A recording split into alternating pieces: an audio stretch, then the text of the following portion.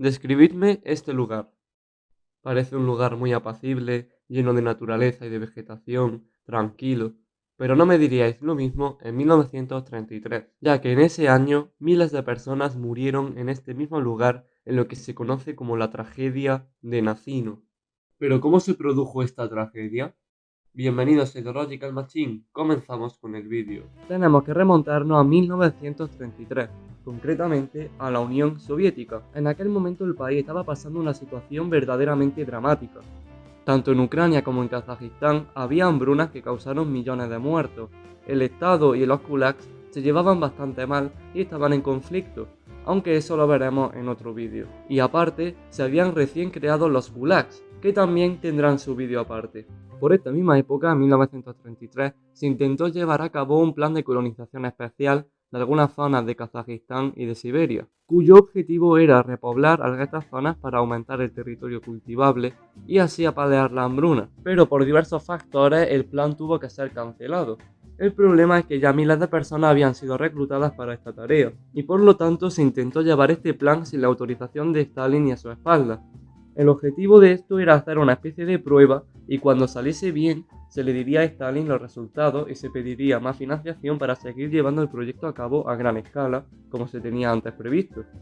Por eso, a mediados de mayo de 1933, varios barcos zarparon de la ciudad de Tomsk, río arriba, hacia la isla de Nacino. Estos barcos no iban vacíos, sino con las 5.000 personas que iban a poblar la isla. La isla de Nacino estaba ubicada entre el río Ob y el río de Nacina. Su tamaño no era demasiado grande, unos 3 kilómetros de largo y 1 de ancho. La travesía ya fue dura de por sí, ya que una veintena de personas murieron antes de llegar al territorio. Aunque sabiendo lo que les esperaba, la verdad ese era el mejor destino que podrían haber tenido. El 19 de mayo de 1933 ya los civiles habían llegado a Nacino y ya todo desde el principio estaba mal. Lo primero es que, aunque fuese mitad de mayo, todavía seguía haciendo frío en la región y muchísima gente carecía de abrigo y de manta para protegerse del frío. Lo segundo es que no había edificación alguna, a excepción de las cabañas en las que se alojaban los guardias. En la isla no había animales, ni huertos, ni nada parecido, por lo tanto no había comida.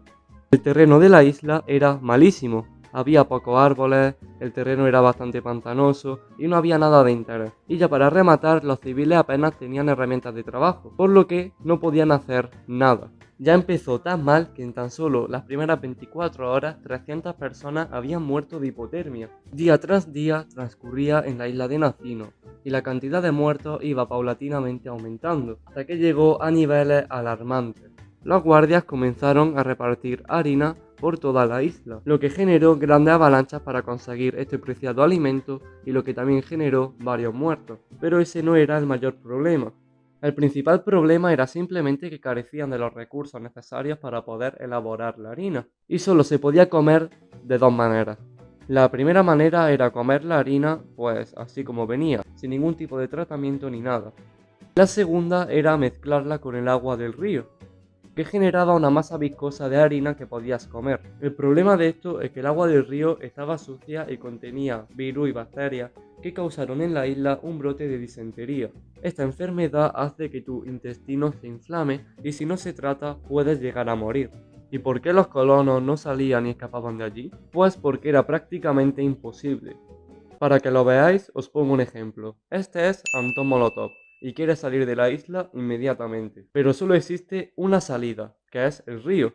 El problema es que el río era demasiado caudaloso. Recordemos que barcos podían navegar por allí. Tenemos que recordar que también estamos en Siberia, es decir, que el agua estaba fresquita y te podías morir de hipotermia. Y hay que sumarle el peligro de los guardias que te disparaban si te veían escapar. Por lo tanto, cruzar el río a nado no era una buena idea. Otra opción era construir una balsa improvisada con los pocos recursos que había en la isla, pero te exponías a los soldados que te disparaban. Y en el improbable caso de que llegases con vida al otro lado de la orilla, te encontrabas a kilómetros, kilómetros y kilómetros de algún asentamiento o sitio donde hubiese personas. Recordemos que estamos en mitad de Siberia. Por lo tanto, Anton Molotov se lo piensa y se queda allí. Pero Anton Molotov no sabe que lo peor estaría por pasar. 1.500 personas más llegarían a la isla, y aunque se repartiese harina entre la población, seguía siendo un problema. Multitud de peleas se generaban para poder conseguir la harina, y los guardias lo que hicieron fue seleccionar a un grupo de personas para que repartiesen el alimento a toda la población, algo que fue un grave error. Habían formado una oligarquía de la harina que chantajeaba a la población para poder conseguir alimento, y el problema del hambre seguía siendo bastante grave, por lo que la población de la isla empezó a consumir musgo, raíces y hojas para poder sobrevivir. La situación llegó a ser tan alarmante que se empezó a comer carne humana. Personas que estaban moribundas eran asesinadas y luego devoradas para las personas que seguían vivas, aunque también se registraron casos de personas que estaban bien físicamente, pero fueron asesinadas igualmente para servir de alimento. La situación era tan grave que los guardias no podían hacer absolutamente nada para frenar esto, y tuvieron que avisar a sus superiores. Los asesinatos y el canibalismo eran algo común en la isla. Es que hay algo que antes no he contado. Había una mezcla entre criminales y personas normales entre los colonos especiales, y por lo tanto los crímenes eran algo común, y por eso había bastante asesinatos en la isla. Y no tardó en correrse la voz por la cercanía de la isla, y es que había personas que habían pasado cerca de allí o había asentamientos relativamente cerca. También hubo supervivientes que pudieron escapar y llegar a algunos sitios poblados. Pronto, miembros del Partido Comunista de la zona elaboraron un informe de lo que había ocurrido en la isla, y estos informes llegaron al Kremlin y llegaron directamente a Joseph Stalin, el cual quedó totalmente horrorizado por lo que ocurrió en Nacino y ordenó el cierre inmediato de la isla. En aquel islote fallecieron 4.000 personas aproximadamente, lo que vendría siendo 60 de cada 100 personas que llegaron como colonos a la isla. Los supervivientes, que aproximadamente eran unos 2.200, fueron llevados a Tomsk y distribuidos a otros centros penitenciarios. También se interrogaron a varios prisioneros de lo que había ocurrido y los relatos son escalofriantes.